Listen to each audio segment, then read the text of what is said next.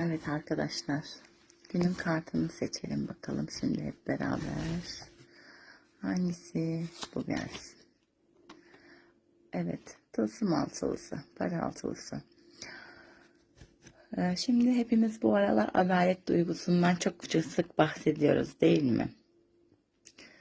Alma verme dengesinden çokça bahsediyoruz.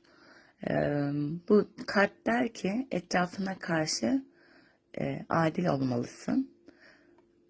Ya da sana karşı insanlar adil davranmıyorlarsa bunun sebebini birazcık da kendinde sorgulamalısın. Bunun altında yatan ana sebep sen kendine karşı ne kadar adilsin, kendi içindeki alma verme dengeni ne kadar koruyabiliyorsun. Buna bir bak mesajı veriyor bugün bu kart.